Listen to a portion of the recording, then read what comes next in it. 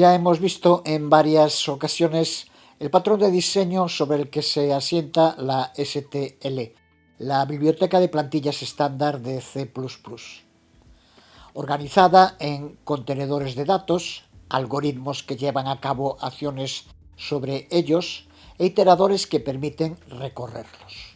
Gracias a la compatibilidad con los iteradores, los algoritmos pueden funcionar independientemente de los contenedores sobre los que se están ejecutando. Al abstraer esos mecanismos de navegación e independizarlos de los contenedores, se desarrolla lo que se conoce como programación genérica. Pero la mayoría de los algoritmos necesitan al menos un par de iteradores, uno inicial que apunte al primer elemento de la secuencia que queremos manipular y otro final que apunte a uno más allá del último elemento de la secuencia a manipular. Esto es lo que hace posible que los algoritmos funcionen sobre distintos tipos de contenedores con la misma implementación. Pero obliga a tener que proporcionar siempre esos dos iteradores para especificar una secuencia de elementos y asegurarse de no proporcionar iteradores que no coincidan con los esperados. Con C++98 se generalizó el uso de secuencias de rangos definidos por pares begin-end. Aquí podemos ver un ejemplo de los modos de uso de la STL en sus orígenes dentro de C++. Creamos un vector de tipo int y lo inicializamos. A continuación creamos un objeto de la clase iterator de nombre it. Iterator es una clase que forma parte del contenedor vector y que nos permite movernos por sus elementos. Para hacerlo usamos un loop for por el que nos iteramos con el uso de los métodos de vector begin y end. Y en cada iteración accedemos al elemento con el operador de indirección, porque lo que nos devuelve iterator es un puntero.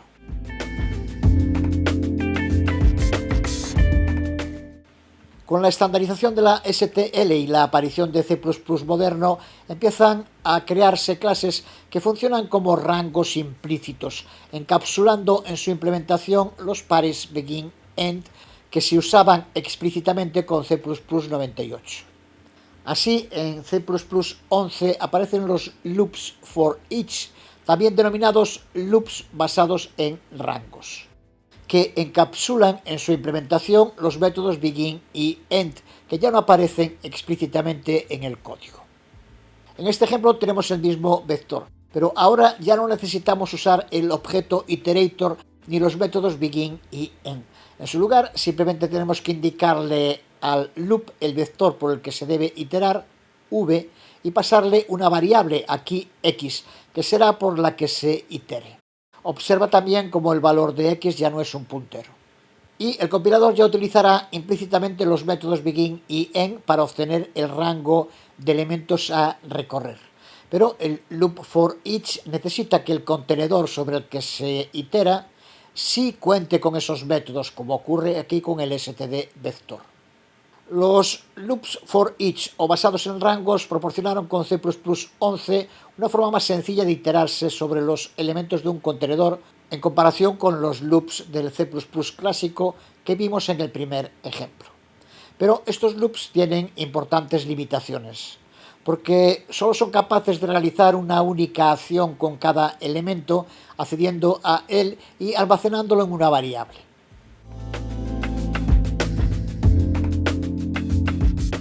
La librería Range de C++20 introduce una nueva capa de abstracción con los llamados rangos, que como los loops for each proporcionan una forma más sencilla de trabajar con conjuntos de elementos de un contenedor, pero van mucho más allá, al proporcionar una amplia variedad de algoritmos y funciones que se pueden aplicar a esos conjuntos de elementos. Los rangos son una capa de abstracción colocada sobre los iteradores, que convierte su implementación en implícita y que además de simplificar su sintaxis y evitar errores, agrega funcionalidades adicionales como permitir que los adaptadores de rango filtren, por ejemplo un adaptador rango que haga que se muestren solo los números pares de un contenedor, y transformen, por ejemplo un adaptador de rango que eleve al cuadrado todos los elementos de un contenedor. Y todo aplicado de una forma segura a las secuencias subyacentes de elementos del contenedor.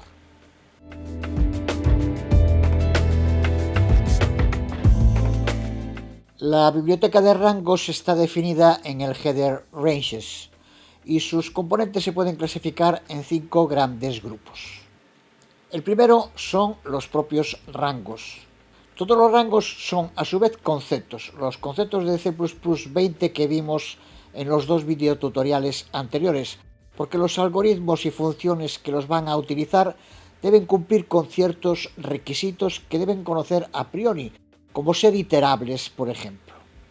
El segundo componente principal de rangos son los algoritmos basados en rangos. stdsort es un buen ejemplo sobre el que volveremos más adelante. La mayoría de los algoritmos que se usaban antes con iteradores cuentan ahora con versiones que aceptan rangos. El tercer componente principal de rangos son las proyecciones, que son un tipo especial de algoritmos basados en rangos que permiten callbacks. Son como imágenes sobre un espejo, pero que solo muestran las partes del original que le indiquemos a través de una especificación de proyección. Un ejemplo sería crear una proyección que solo muestre los números pares de una secuencia de un contenedor. El cuarto componente son las vistas, que permiten transformar un rango de datos sin tener que hacer una copia de los mismos, pero también sin tener que modificar los datos originales. Podemos crear composiciones de varias vistas, aplicando a cada una de ellas varias transformaciones o filtros sobre el mismo rango de datos. Y el quinto componente se denomina fábrica de rango y se puede utilizar sin aplicarlo sobre un contenedor concreto, sino que lo fabrica de modo temporal o permanente, almacenándolo posteriormente en una variable. Una fábrica permite generar una secuencia de valores a petición, por ejemplo, una secuencia de números aleatorios.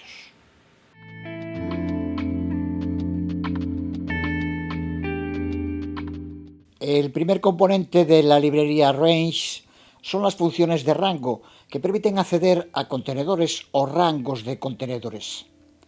Técnicamente se conocen como descriptores de acceso a rangos y tienen en común que nos proporcionan una forma estándar de acceder a los elementos de un rango en un orden específico, como a los últimos, los primeros, los pares, impares, etc.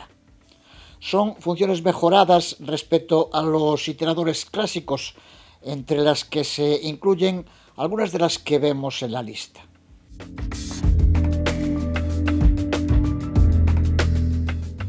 En este primer ejemplo vemos el uso de dos de estos descriptores de acceso a rangos, stdRange-r-begin y stdRange-r-end, que permiten iterarse sobre los elementos de un contenedor, pero en orden inverso. Observa que ambas funciones lo que nos devuelven en cada iteración es una dirección en memoria a la que tenemos que acceder indireccionándola.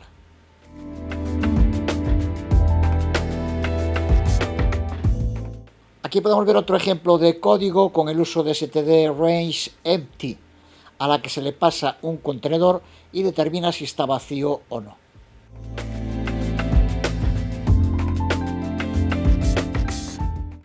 La función stdRangeData toma un contenedor o un rango de un contenedor como argumento y devuelve un puntero al primer elemento del contenedor. Si el rango o contenedor está vacío, devuelve un puntero nulo. Aquí podemos ver un ejemplo en el que utilizamos la función stdRangeData para obtener un puntero al primer elemento de un vector que le pasamos como argumento. Luego usamos la función size de stdVector para acceder a su tamaño e iterarnos por sus miembros desde el primero, ahora almacenado en data. Observa que la función stdRangeDataBack devuelve un puntero que aquí almacenamos así.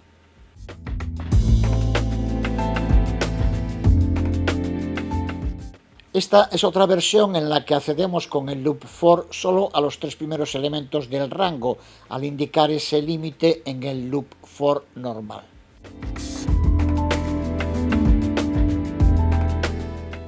Pero, como dijimos, estas funciones permiten acceder a distintos tipos de contenedores, pero también a rangos de contenedores. entendido como solo una parte de los elementos del contenedor. Lo vemos en este otro ejemplo en el que utilizamos la clase std_span, que nos permite hacer justo eso, crear un rango a partir de un contenedor, para lo que necesitamos un puntero y un tamaño. Observa en esta línea cómo lo hace std_span_int, pasándole como primer argumento el resultado de llamar a la función data en el vector v, que ya sabemos que devuelve un puntero al primer elemento del vector. Y como segundo argumento le pasamos el tamaño que queremos para el rango del contenedor a crear. De este modo, ahora tenemos almacenado en la variable rng los tres primeros elementos del vector v. Y ahora en esta línea volvemos a usar std_range_data, pero ahora el argumento que le pasamos rng ya no es un contenedor completo, sino el rango que extrajimos antes con el uso de std_span. El resultado es el mismo que el código del ejemplo anterior, pero sirve para entender a qué nos referimos al decir que con estas funciones se pueden pasar como argumentos contenedores o rangos extraídos de esos contenedores. Decir también que la librería range incluye la función setData, similar a data, pero en este caso el puntero que nos devuelve al primer elemento del contenedor es const, lo que significa que es un puntero constante que no puede modificar el valor al que apunta. En el próximo video tutorial veremos con ejemplos prácticos los otros 4 componentes de la librería range: algoritmos de rangos, proyecciones, vistas y fábricas de rangos.